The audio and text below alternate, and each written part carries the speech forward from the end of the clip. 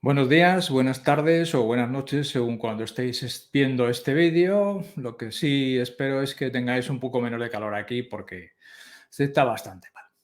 Bueno, en este vídeo os vamos a explicar las consecuencias que ha tenido la sonada de Wagner en Rusia. Como sabéis, fue la semana pasada con esa cabalgata desde las posiciones de Donetsk pasando por Rostov hasta cerca de Moscú, que luego terminó en nada, porque los milicianos de Wagner, dirigidos por Prigozhin, decidieron retirarse, llegar a una especie de acuerdo con Putin.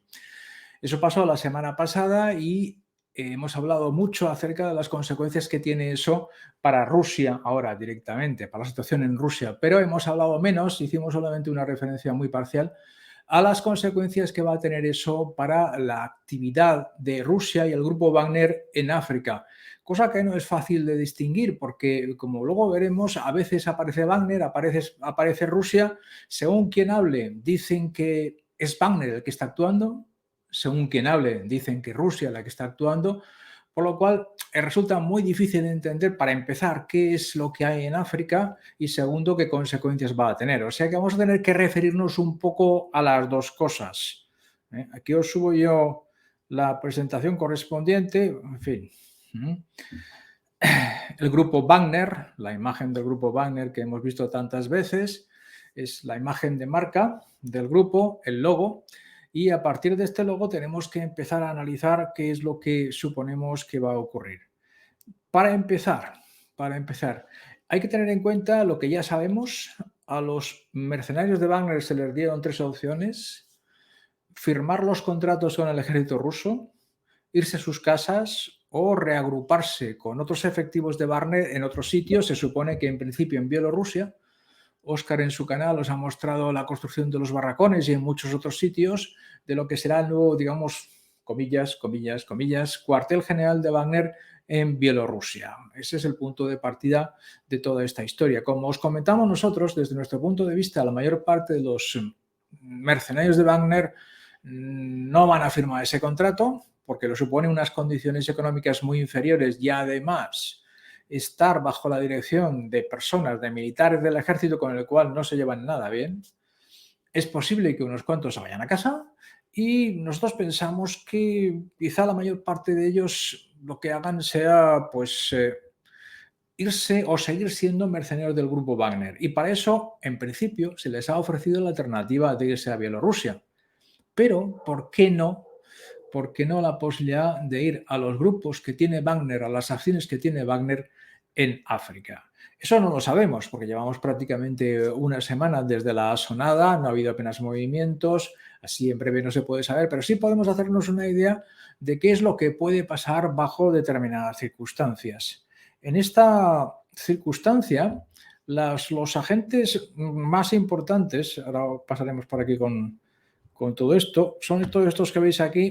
Perdón un momento, pero fundamentalmente quería llamar vuestra atención acerca de que ahora la partida de Wagner-Rusia, Wagner con Rusia, Wagner contra Rusia en África se juega con dos agentes principales. Prigozhin, al que tenemos a la izquierda, le hemos puesto aquí en uniforme de campaña para cambiar, y Sergei Lavrov, que es el ministro de Asuntos Exteriores de Rusia, bueno, casi desde antes de Putin. Es eterno este hombre. Parece que ha funcionado bastante bien con todos los presidentes que han sido Putin, Putin, Putin, Medvedev y Putin, posteriormente. Bueno, ¿por qué eso es así? Porque la acción exterior de Rusia le compete a Sergei Lavrov. Siempre manda Putin. Eso hay que tenerlo muy claro. Pero quien teóricamente tiene que salir a dar la cara, a explicar, a hacer las cosas, es Sergei Lavrov, que es quien tenemos aquí. Y por tanto, los dos actores principales de esta situación son Prigozhin y Lavrov. La postura oficial de Rusia siempre, siempre, siempre, siempre ha sido que Wagner no tenía nada que ver con Rusia, ni con el ejército ruso, ni con las fuerzas de seguridad rusas, hasta prácticamente hace una semana, cuando han empezado a decir que sí, que tenía mucho que ver. Incluso, como sabéis, ha habido unas declaraciones que hay que tomarlas con pinzas, de que Rusia ha financiado durante los últimos años casi con $1.000 millones a Wagner en función de logística, armamento, contratación. No sabemos qué es lo que ha financiado concretamente. Eso es lo que ha dicho Putin. Pero siempre las declaraciones oficiales era que Wagner era un grupo privado que no tenía nada que ver con Rusia y que por tanto sus actividades no se le podían achacar ni para lo bueno ni para lo malo a Rusia. Pues bien, en esto mismo exactamente igual es lo que ha dicho esta semana pasada, el miércoles, Sergei Lavrov. Le han preguntado, le han dicho, bueno, ¿y esto, las consecuencias de la asonada del grupo Wagner, de su retirada, de su reubicación en Bielorrusia, cómo van a influir en las acciones de este grupo y más en general de Rusia en África, que es donde nos vamos a centrar en este caso? Y él ha contestado, no, Rusia en África tiene sus diplomáticos, sus misiones, etcétera, etcétera, pero el grupo Wagner es independiente. El grupo Wagner ha firmado contratos privados con distintos países, de los cuales nosotros no sabemos nada, claro, y a partir de este momento será ese acuerdo privado entre el país y Wagner el que se respetará, se continuará, se eliminará, etcétera, etcétera. Es decir, Lavrov ha mantenido la postura oficial de cara al exterior.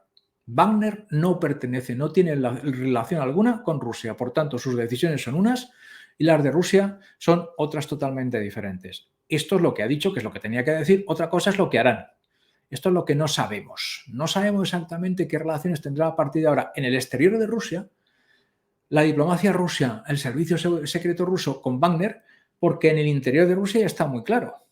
Los mercenarios que quieran se alistan en el ejército, los que no se van a casa o se van a Bielorrusia. Es decir, Wagner como grupo que opera dentro de Rusia en teoría desaparece, pero como grupo que opera fuera de Rusia, con contratos privados con cualquiera sabe qué, no desaparece en absoluto. Y es lo que ha afirmado Lavrov a partir de este momento, ¿no? Esto no es una cosa nuestra. Nunca lo ha sido, prácticamente, le ha faltado por decir. Wagner continuará o no en esos países africanos, aunque los países africanos mantengan los contratos que tienen con Wagner. Esto es lo que hay que tener muy claro porque es la postura oficial y es el punto de partida de todo este análisis posterior. Bien, ahora bajando a qué es lo que va a pasar en África. Hay dos cosas que son distintas. La primera, ¿cuál es la situación de Wagner en distintos países africanos? Más o menos, hasta el punto de lo que sepamos. Y segundo, ¿hasta qué punto existe relación entre los intereses y el planteamiento geopolítico de Rusia y de Wagner, que evidentemente es muy grande?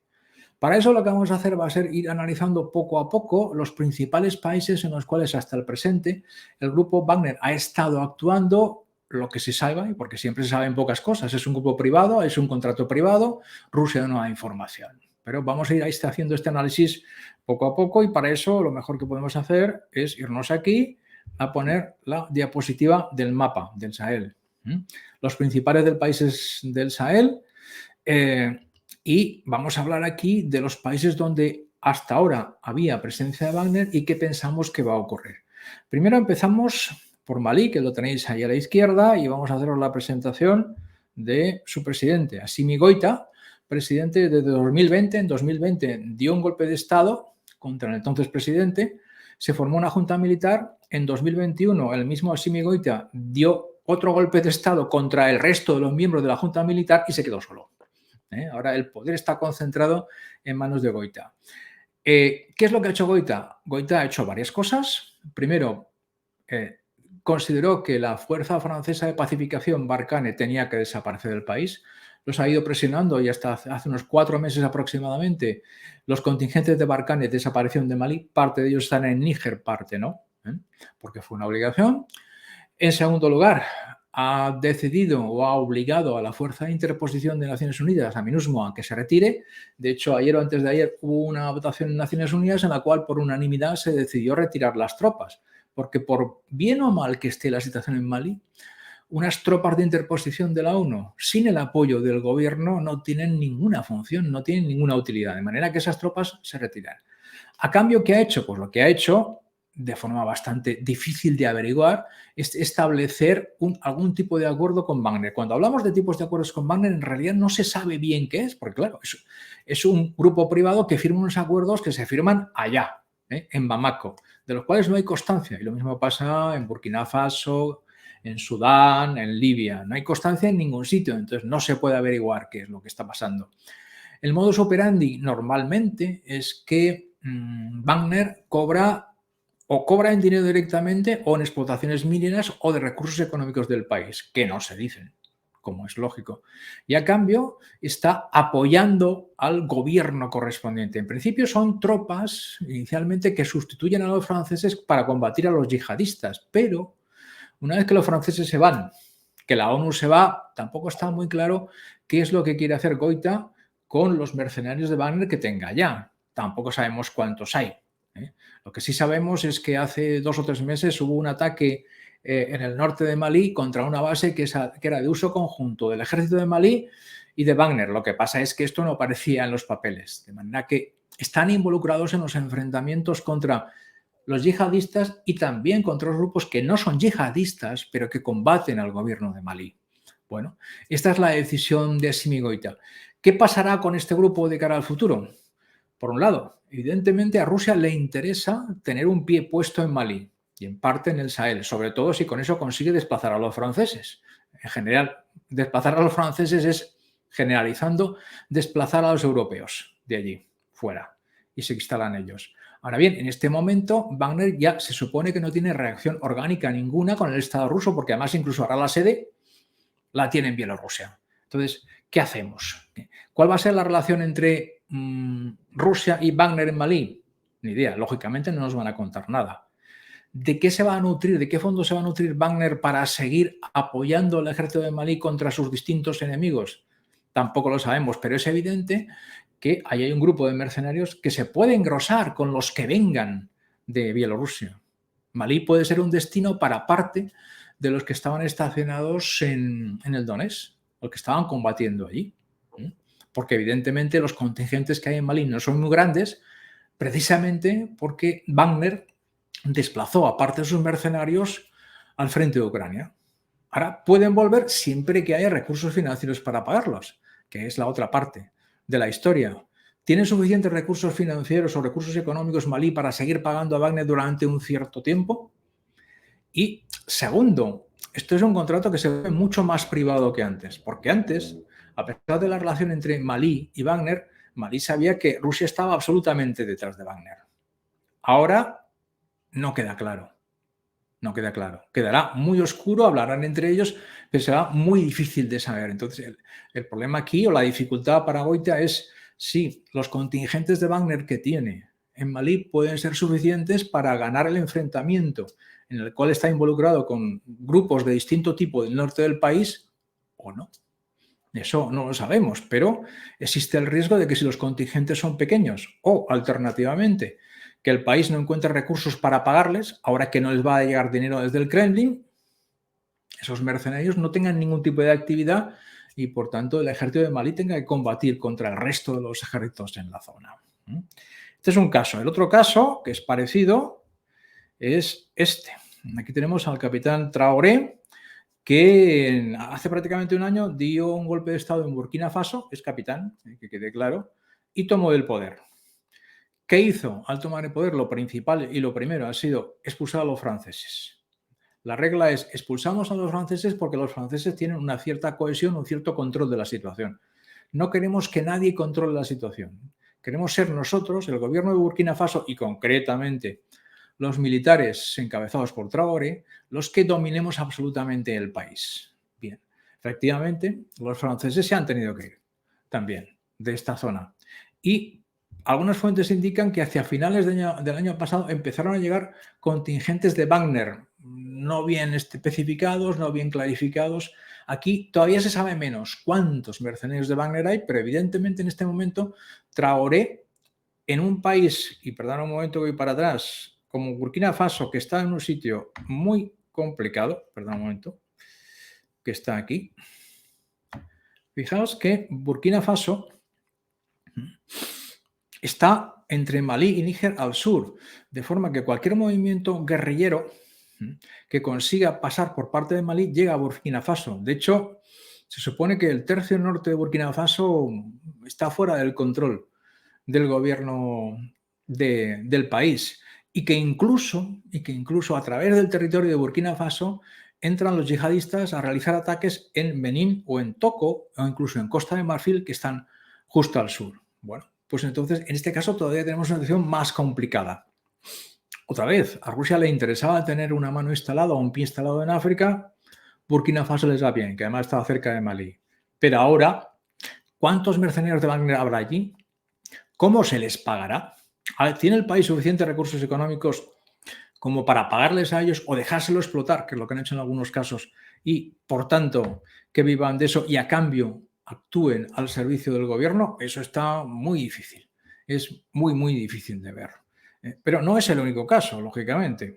Si seguimos con nuestro repasito a todos los niveles, vamos al caso que nos queda un poquito más lejos de Libia. Libia parece que no tiene nada que ver con esto, pero tiene bastante que ver con esto. Este mapa oscila. La parte de la izquierda, del noroeste en gris, es lo que se llama el gobierno de acuerdo nacional, que de acuerdo no tiene nada, que es un gobierno que se acordó con todas las potencias, pero que después fue contestado, fue enfrentado por otra parte. Este gobierno controla, como veis, la capital, el oeste del país y prácticamente hasta Sirte, y está apoyado, por ejemplo, por Turquía. Pero cuando ese gobierno de concertación nacional intentó controlar todo el país, hubo un enfrentamiento y en la parte del este, en la zona de Tobruk que tenéis allí, lo que hay son grupos totalmente distintos y opuestos. Llevamos prácticamente desde que murió Gaddafi en guerra civil entre los dos grupos que se disputan el control del territorio y el control de los derechos del petróleo, que es lo fundamental. Bien, ¿y quién son los que están metidos en esta parte del este del país? Pues a la parte del este del país, a este señor de aquí, que es el general Haftar, que es el que manda, crea un ejército propio, pero suyo, literalmente suyo, con recursos propios, recursos del petróleo, lógicamente. El general Haftar es apoyado por los egipcios, que son frontera, y por los rusos.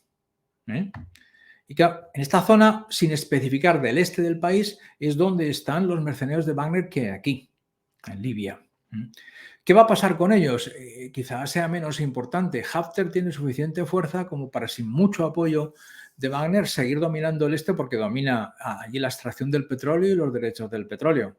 Y tiene el apoyo de los egipcios, que son fronterizos. Pero que sepamos que Wagner sigue actuando aquí porque además esto le conecta, y ahora perdonaréis un momento que me vaya al mapa, otra vez. Aquí no se ve Argelia, pero justamente hace frontera hacia el sureste con Sudán.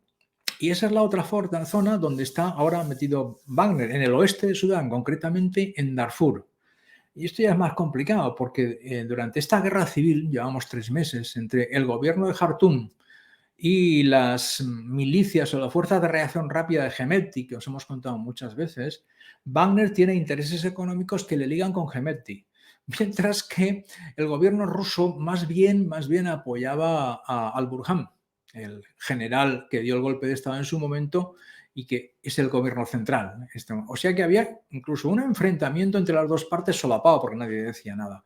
Claro, ahora los milicianos de Wagner, los que sigan allí, siguen en Darfur apoyando a Hemedti y además con una frontera muy cercana con Libia e incluso con Chad. Es decir, hay una relación geográfica entre todos ellos en los cuales se pueden apoyar. Y lo que hacen fundamentalmente es controlar los recursos que hay en toda esa zona y sobre todo las rutas de movimiento de personas, de mercancías, etcétera, etcétera.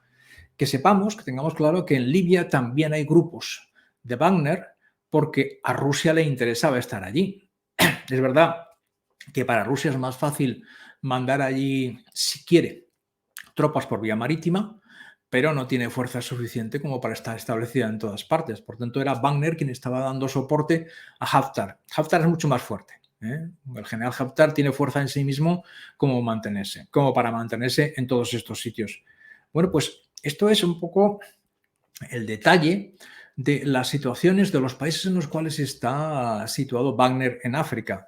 Las incógnitas que se abren son 2 o 3. La primera, ¿pueden los gobiernos, Malí, Burkina Faso, Libia, Hemedti en Sudán, generar suficientes recursos como para que Wagner siga apoyándoles? Porque además ahora ya digo, Wagner en teoría no va a tener recursos del Estado ruso, sino tiene que vivir de lo que consiga comprar, vender, intercambiar y cualquiera sabe que en todos esos territorios. Y segundo, ¿qué van a hacer los mercenarios? ¿Van a seguir allí apoyando al gobierno correspondiente? Porque claro, ahora tienen un problema. Antes sabían que estaban respaldados por el grupo como tal, Prigozhin, pero de forma implícita por el Estado ruso. Ahora no. Ahora saben que el Estado ruso en ese punto no les interesa para nada. Y su jefe, Prigozhin, ha perdido muchísima fuerza, muchísimo poder. De hecho, está en Bielorrusia y allí pues tendrá cierto margen de maniobra según lo que haga y cómo lo haga y para quién lo haga. Pero ya no tienen la misma fuerza y sobre todo no pueden confiar en que la parte de arriba de la cadena de mando les respalde con la misma fuerza que antes. Por tanto, los mercenarios de Wagner en estos distintos países se pueden plantear muchas cosas. Incluso convertirse en una fuerza autónoma que está ligada con el gobierno del país, contra los enemigos del gobierno del país y se acabó, sin ningún tipo de relación orgánica con Wagner como tal y mucho menos con Rusia. O sea que allí, Rusia, por un lado, esto os lo hemos contado, necesita todavía lo que queda de Wagner para mantener presencia en África, porque ahora mismo no tiene fuerza militar distinta a esa, en ningún caso.